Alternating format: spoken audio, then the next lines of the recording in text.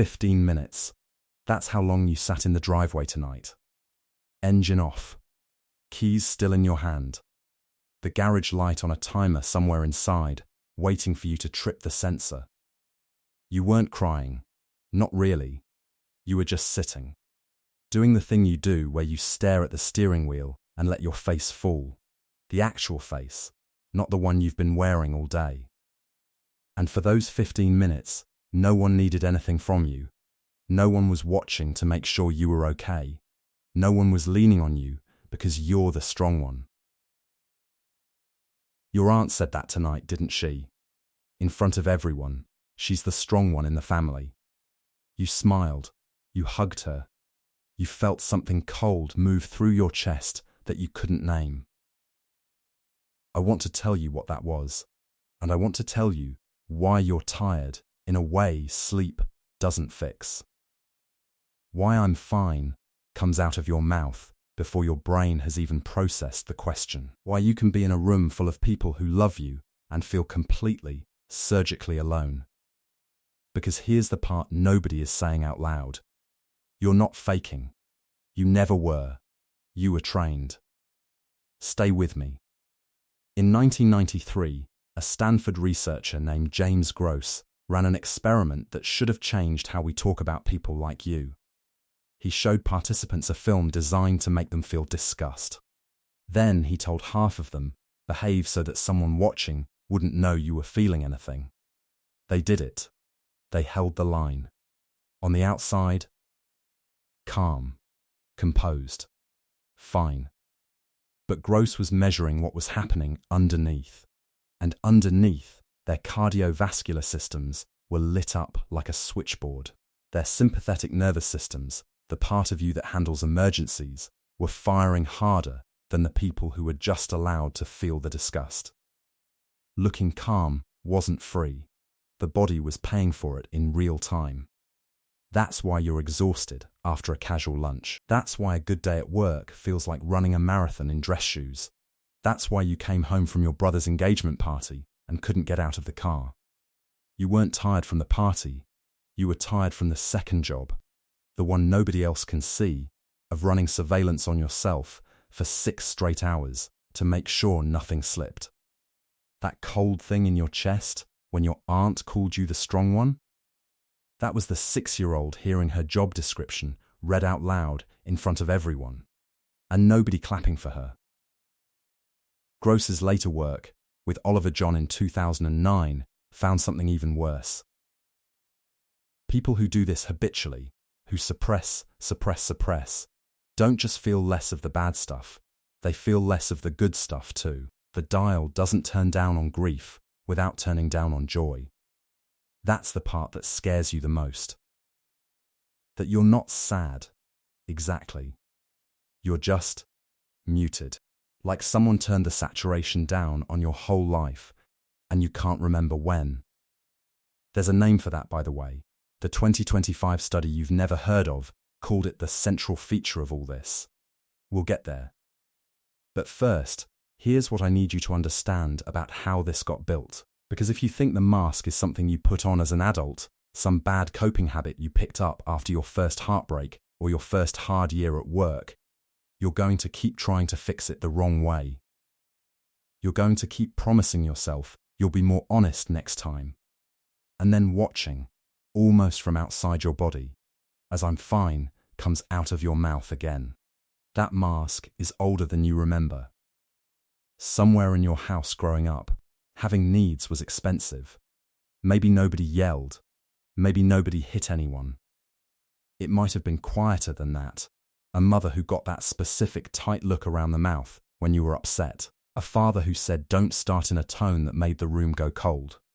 A sibling whose problems were always bigger, always louder, always taking up the available oxygen for problems.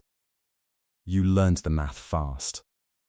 Children are excellent at math when their safety depends on it. You learned that the version of you who was easy, who didn't need much, who handled it, who helped, that version got loved, got praised, got called mature for her age. The other version, the one who cried at the wrong moment or asked for too much, that version made the room uncomfortable, made people pull away, made love feel like something you had to earn back.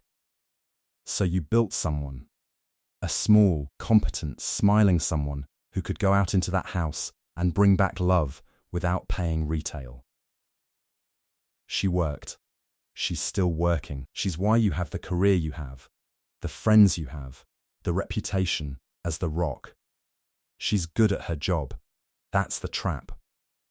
The problem is that nobody told her she could stop. She doesn't know the house has changed. She doesn't know you're an adult now, your own apartment, your own front door, your own life, and the rules she learnt at 6 don't apply here.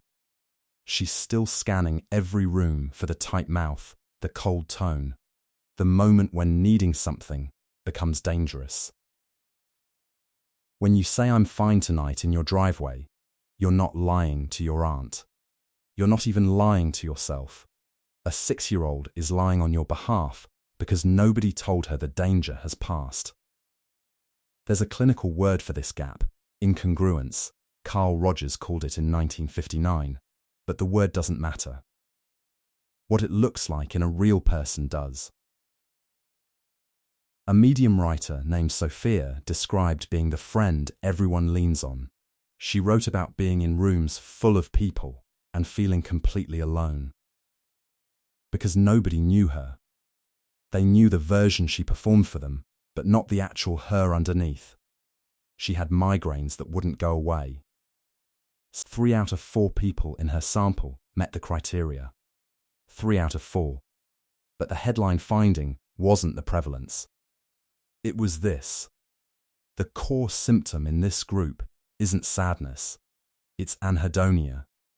The muted ability to feel pleasure.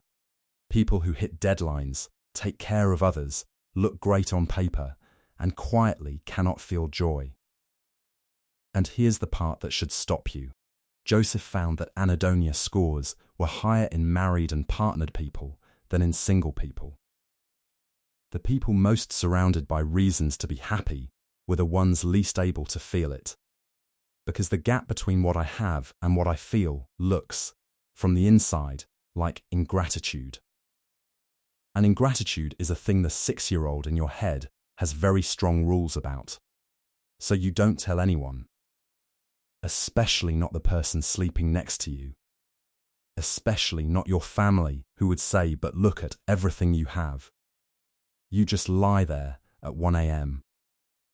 scrolling on your phone, suspecting that the answer is nothing acute is wrong, and that's the problem. There's something I have to say here that most videos like this won't.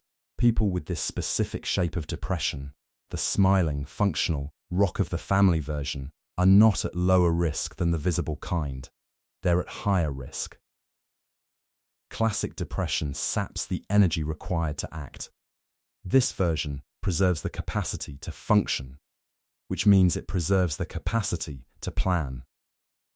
The person in the room who looks the most together is statistically more likely to be the one struggling the hardest, because she trained everyone, including herself, not to check.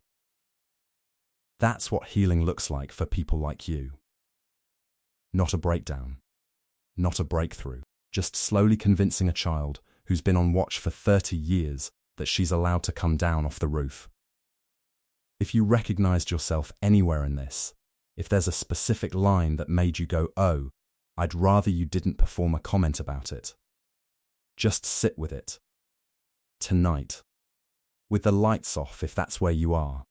You weren't faking. You were 6 years old, and you were brilliant. And you can stop, now.